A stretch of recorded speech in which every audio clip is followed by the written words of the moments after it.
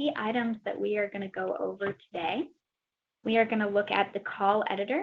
Specifically, we're going to look at the event information tab, the application editor tab, and a quick look at the product editor. We're also going to have a brief look at the jury setup and a juror perspective. And then we'll also talk about promoting your call to artists on CaFÉ.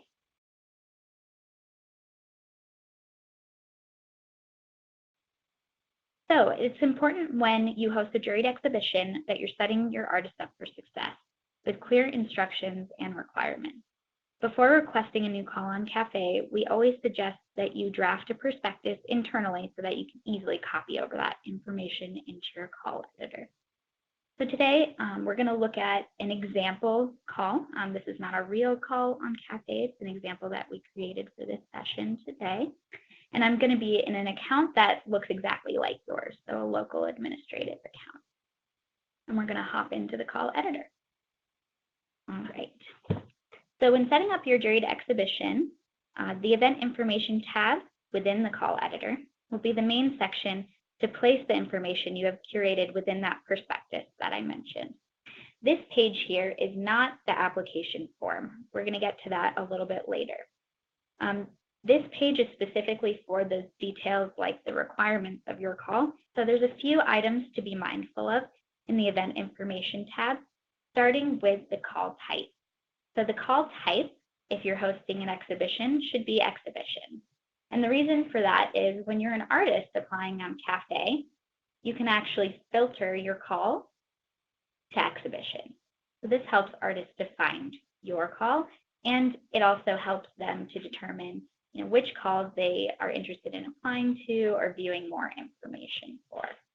And then what we're also going to look at when we look on this open listing page, something that we see often with our juried exhibition is they'll have this title in here, juried exhibition. And if I even go in and search by juried exhibition, I'm going to see that 16 calls currently come up. And what makes these calls different from one another is they have specific names at the front of them, or maybe they have a theme that we should be following. And this helps artists to get a better idea of what type of call you're hosting, but also to differentiate the calls as well. So if you just put in your call name, juried exhibition, and that's all you put in there, then it's going to be difficult for artists to find your call. And it's also going to be difficult to remember your call as well. So it's important to try and have a call name that's unique and features either a unique item about your organization or a theme for your call, anything that will differentiate you from that list of calls. So now we're going to look at the short description. The short description is an overview of the call. It's essentially a summary of your prospectus. It's only 1,000 characters or less. And this short description text will show on the call listing. So I'm going to find the call that we're looking at right now.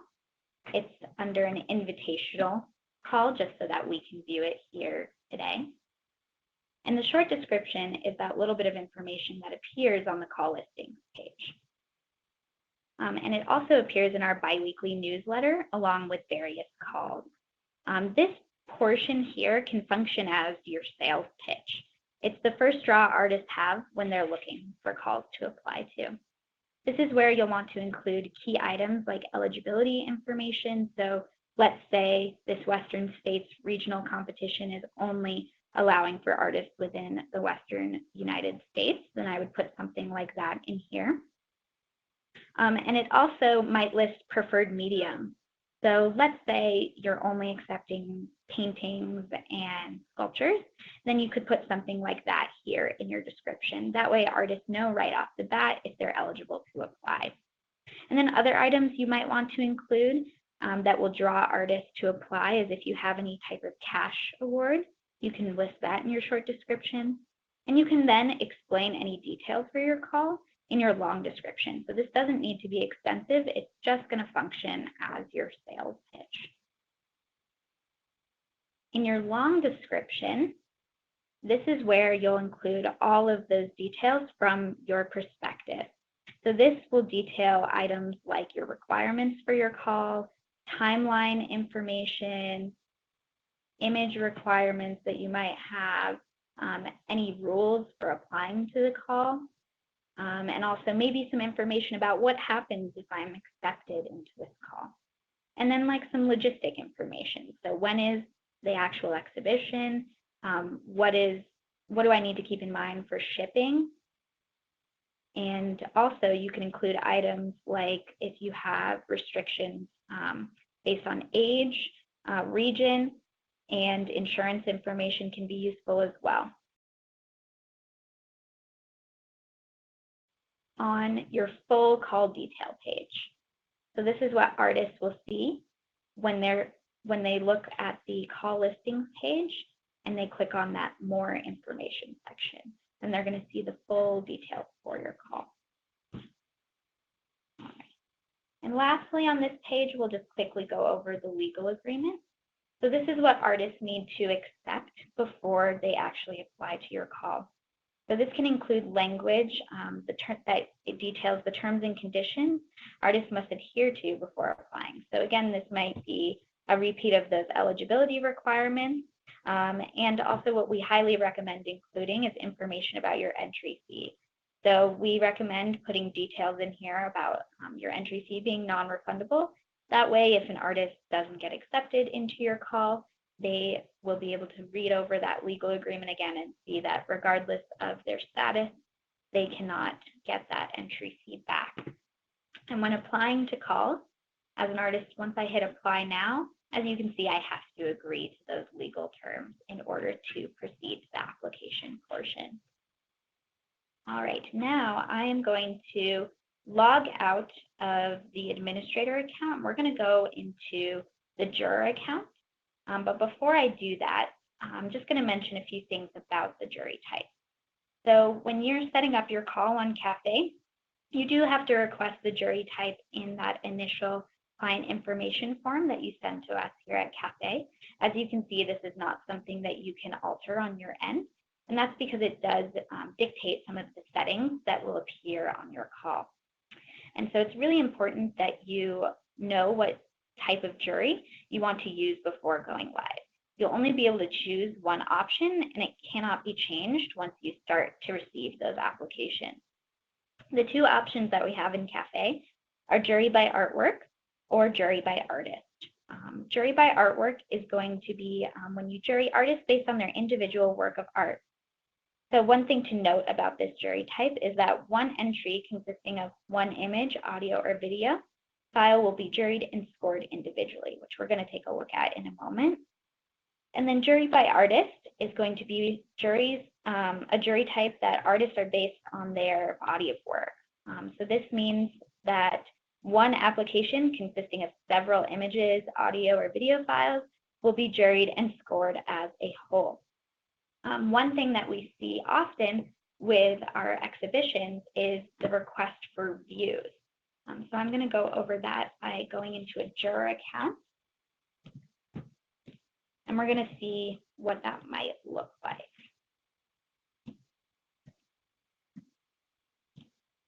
So we're going to look at both types of call and talk about what that might look like for an exhibition. So for most of our exhibitions, you will be selecting jury by artwork. And this is because for a lot of gallery spaces or exhibitions, typically organizations are wanting to look at individual works of art for their space and not looking at the artist as a whole. Organizations that typically use the jury by artist option are going to be like our public art organizations that are asking for a request for qualification. But you can definitely use both as a juried exhibition, and I'll just show you what that might look like. So let's say you have a call and you're jurying by artwork and you are asking for views of those images. What you'll want to do in this call, for example, they're asking for 1 to 6 images, and they are allowing for artists to submit 2 views per artwork. And so what that looks like when you're jurying by artwork is all of those images, and we're going to look at it here. We're going to look at these two dogs here and assume that these are views of a painting. They will not appear in the same application, but they can appear next to each other. And you can look at the application material next to each other. They'll be the same for each call. As you can see here, those are the details. But you'll see that the title here, if you're going to jury this way, you might ask artists to title their work View 1 and View 2, so you can differentiate those views. But it does require that your juror go in and actually score those images, those two views, with the same score. So you do have to jury those individually as opposed to one application. And so with that being said, if you choose to jury by artwork and look at your images in this view, then there's a few details that you can include in your description of your call. So you can ask artists to again title their images by the same artwork title and then View 1, View 2. And then you might also want to include instructions to let artists know that when they do submit to a jury by artwork call, so as an artist here, if I look at my CaFÉ entry, this is what it looks like on their end when they submit two images for the same work of art for a jury by artwork call. It will separate those images into separate applications for jurying. But that means that these images do need to actually be submitted at the same time in order for that to happen. So they won't be able to go in. If I wanted to submit again to this call, I would not be able to at this time. And so you want to let artists know that they have to submit all of their images at one time. And then again, you'll also let artists know about those views in your description as well. And then you can prepare your juror for this as well. And we'll go into some of the jury settings also so that you can make sure that your call is set up to look this way for a jury by artwork call. The alternative would be to jury by artist. And when you do this, all of the images are going to appear in one application, as you see here. So if we're looking at this application, for example, let's say these are views of the same work of art. So this work of art here, and then separated views, and then in a different background here. They're going to appear in one application. You would have artists, of course, title these with the same title, because you don't really need to know this is View 1, View 2, View 3, because they're all in one application. And then you would just give the application one score. So in this case, let's say you wanted artists to submit 3 works of art, but you're allowing them to submit 4 views for each work. For the jury by artist option, you can actually increase your number of applications to 3, and that would allow artists to submit 3 separate applications, and they would only have 1 artwork in each application. So either option will work. When it comes to these options, we do suggest that if you would like it to be a little bit easier on your artist, then we do suggest continuing with the jury by artwork option. If you want it to be a little bit easier on your juror, then you might select that jury by artist. Okay, so after we covered all of the details for your call in the event information tab and the possible jury types you can use, we now want to go into the application portion. So what information might you want to collect from your artist? So this page allows you to customize the application for your call. The features you use on this page may vary depending on the type of information you need to collect. So I put in a few examples here for us to look at, but of course there are going to be many different types of questions you might want to ask your artist. So if you want to collect an artist statement, you can do so on this page. We do have a feature specifically for that, which is really nice. You don't have to build this out on your own. But if you do activate this feature by moving this to active and pressing modify, just know that this will be required for artists.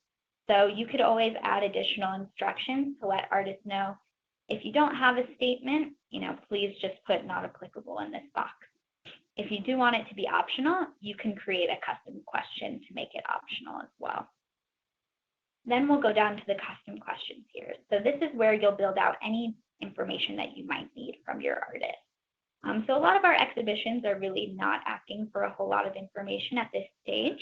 We do have organizations that will ask for information later on just for their accepted artists, but these are a few examples here. So this application, as we were looking at it on the artist side, I was going to apply now.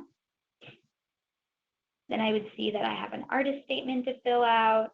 How did you hear about this exhibition?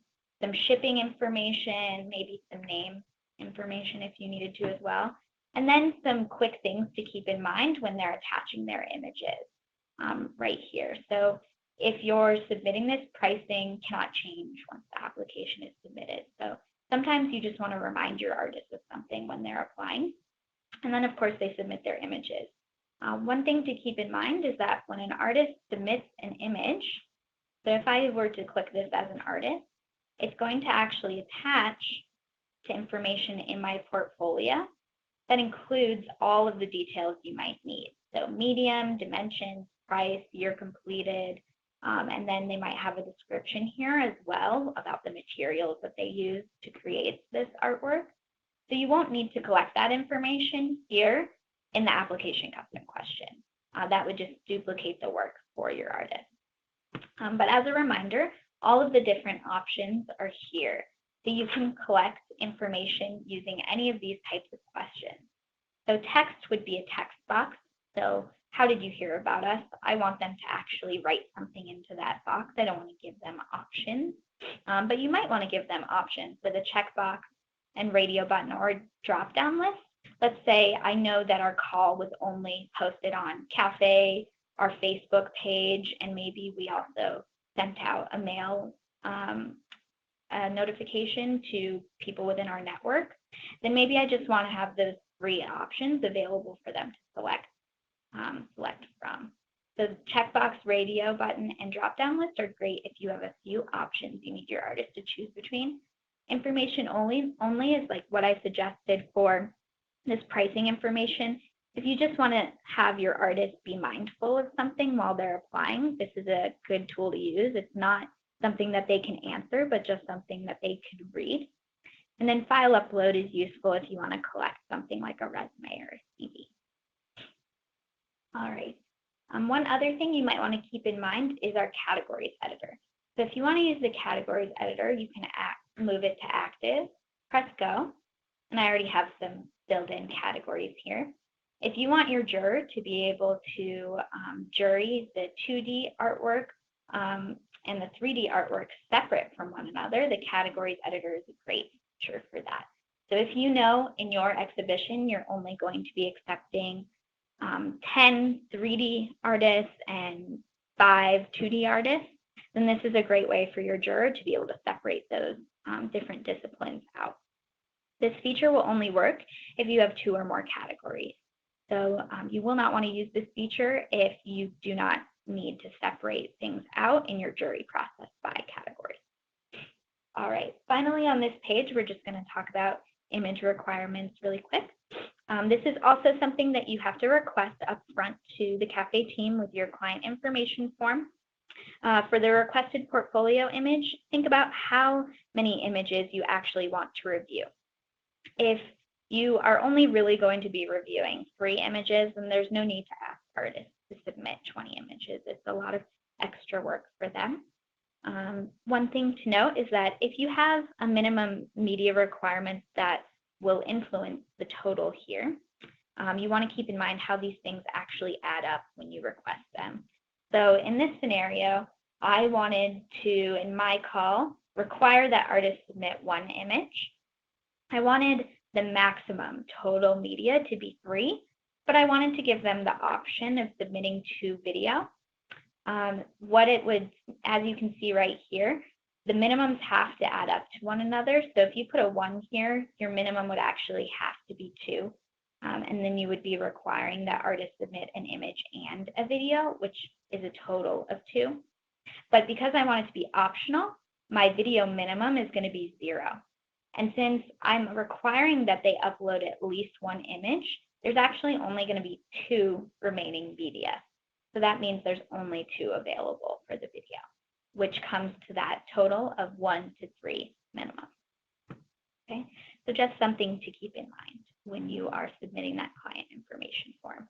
And we're always happy to walk you through that process if you're not entirely sure how exactly you want to collect this information and how many images it might actually total to.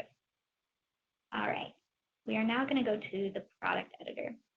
So for many of our juried exhibitions, you'll be collecting an entry fee, but for some of our exhibitions, you actually want to charge by image. So the way that this works in our system, we have that 1 to 3 as our requirements here.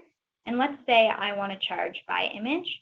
So the way that I can do this in the system is the first image I will have set up with the entry fee. So the entry fee talks to the media requirements.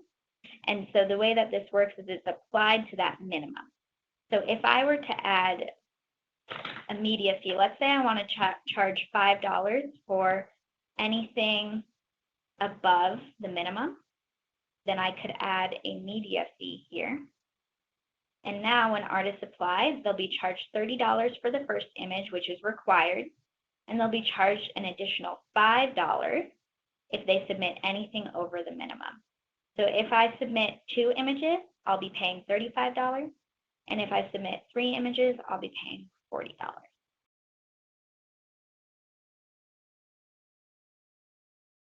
So as we looked at our juror account, you noticed how that Juried by Artwork scorecard allowed us to view images next to one another, even if they were separated into their own applications for jurying. The way we were able to do this is because the scorecard is sorted by last name. So the jurors don't actually see the last name, but the submissions will come in together at the same time so that your juror can view them next to one another. And I also selected the scorecard view as gallery. So that allows me to see everything that came in under the same last name next to one another. And then I could just go back and quickly score both of those next to one another, as we mentioned before. And this is going to be the selection that you want to make every time you score your jury by artwork, even if you're not looking at views. This is going to be our suggested scorecard setup. And then in your scorecard, you also have the option to set up some permissions. So for many juried exhibitions, you're going to be having blind jury.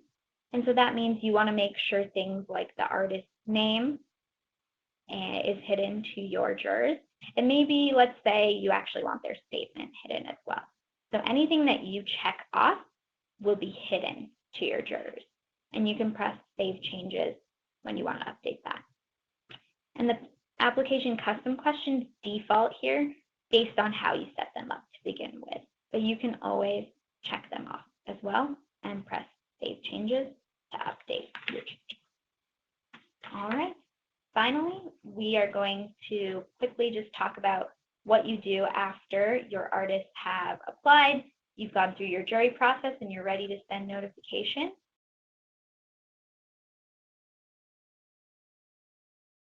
You'll come to the Events Communication tool, and this is where you can actually select your artists that you would like to email, and you can email them within the CaFÉ system.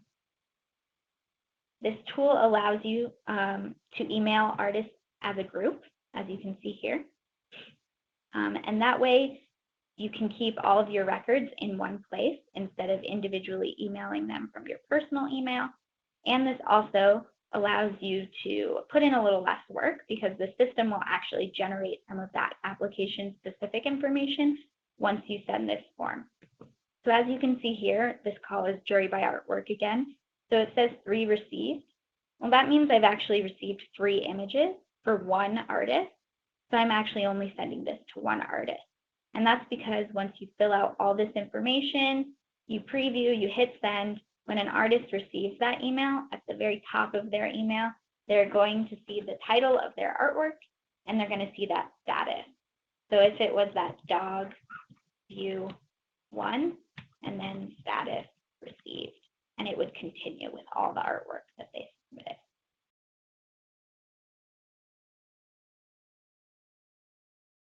Finally, as we're closing our call today, I just wanted to share one fun feature with you all that we have on CaFÉ. That's a fairly new feature that allows you to promote your call to a targeted group of artists within the CaFÉ system. So if right now you have a call that you're working on or a call that you would like to start, and you would like to specifically target artists that are already within the CaFÉ system, then you can utilize our promotional e-blast service. This page here, which I'll link to after this call, details everything that you have the option to do within the e-blast, and it allows you to send the e-blast up to 50,000 artists within our system. And if you would like to request one, you may do so on this page, and you can also communicate with me directly if you're interested. And I will be sure to send this to you all after your call today. You're welcome to email us directly with specific questions about your call at any time, and we hope that you join us for next month's webinar. Thank you for joining, and have a nice day.